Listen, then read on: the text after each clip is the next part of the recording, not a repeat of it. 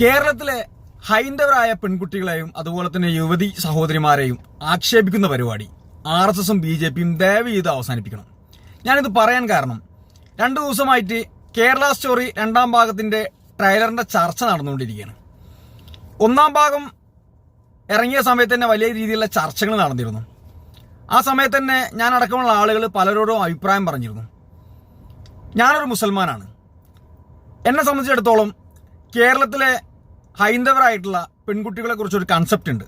അതായത് ആരെങ്കിലുമൊക്കെ വന്നിട്ട് ലവ് ജിഹാദിന്റെ പേരിലോ അല്ലെങ്കിൽ മറ്റെന്തെങ്കിലുമൊക്കെ പറഞ്ഞതിന്റെ പേരിലോ മതം മാറുകയും അവരുടെ കൂടെ പോയിട്ട് താമസിക്കാനുള്ള ഒരു സജ്ജീകരണങ്ങൾ ഉണ്ടാക്കുകയും ചെയ്യുന്ന പെൺകുട്ടികളല്ല കേരളത്തിലുള്ള പെൺകുട്ടികൾ. ഈ നോർത്തിൽ നിന്ന് ഇത്തരം രീതിയിലുള്ള സിനിമകളുമായി കടന്നു വരുന്ന ആളുകളോട് പറയാനുള്ളത്, ഈ പരിപ്പ് കേരളത്തിൽ വേവില്ല.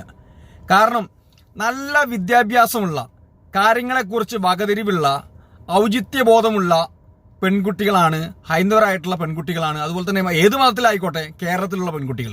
അപ്പൊ നിങ്ങൾ ഈ പടച്ചുവിടുന്ന സിനിമ അല്ലെങ്കിൽ കഥ, ഇല്ലാത്ത കഥ അതിവിടെ ഓടിക്കാൻ നോക്കിയാൽ അത് നടക്കില്ല.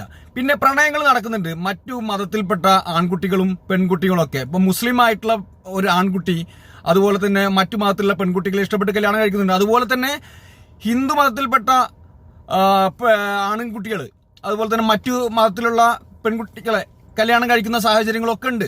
അപ്പൊ ഇതൊക്കെ പരസ്പരം അങ്ങോട്ടും ഇങ്ങോട്ടൊക്കെ അതൊന്നും ലവ് ജിഹാദിന്റെ പേരിലോ അല്ലെങ്കിൽ മറ്റു തരത്തിലുള്ള ഉദ്ദേശത്തിന്റെ പേരിലോ അല്ല നടന്നുകൊണ്ടിരിക്കുന്ന കേരളത്തില്.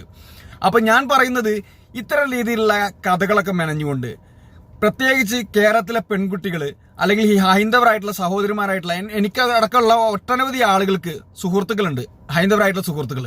അപ്പൊ അവരൊക്കെ ആക്ഷേപിക്കുന്ന രീതിയിലുള്ള ഒരു സിനിമയാണ് നിങ്ങൾ ഇറക്കിക്കൊണ്ടിരിക്കുന്നത്. ദയവ് ചെയ്ത് അവരുടെ മാനത്തെ ചോദ്യം ചെയ്തുകൊണ്ട് ഇത്തരം രീതിയിലുള്ള സിനിമകൾ എടുത്തു കഴിഞ്ഞാൽ നടക്കില്ല. പിന്നെ ബീഫ് കഴിക്കുന്നത് അത് ഓരോരുത്തരുടെ ഇഷ്ടമാണ്. ബീഫ് കഴിക്കുന്നവരുണ്ട്, ചിക്കൻ കഴിക്കുന്നവരുണ്ട്. ഇപ്പോൾ മുസ്ലിം ആണെന്ന് പറഞ്ഞ് നടക്കുന്ന പല ആളുകൾ പോലും പോർക്ക് കഴിക്കുന്ന ആളുകളൊക്കെ നമുക്ക് കാണാം. അപ്പൊ അതൊക്കെ നമ്മൾ പറയുന്നത്, ഭക്ഷണം ഓരോരുത്തരുടെ ഇഷ്ടമാണ്. അവരവരുടേതായ രീതിയിൽ അത് കഴിച്ച് മുന്നോട്ട് പോകുന്നുണ്ട്. അതൊക്കെ ആരും ആരുടെ വായിലും കുത്തിക്കയറ്റിലല്ല ഇവിടെ കഴിപ്പിക്കുന്നത്. അപ്പോൾ ദയവ് ചെയ്തിട്ട് ഹൈന്ദവരായിട്ടുള്ള പെൺകുട്ടികളെ ആക്ഷേപിക്കുന്ന പരിപാടി, ഇത്തരം സിനിമകൾ എടുത്തുകൊണ്ട് RSS അവസാനിപ്പിക്കണമെന്നാണ് എന്നെ പോലുള്ള ആളുകൾക്ക് പറയാനുള്ളത്.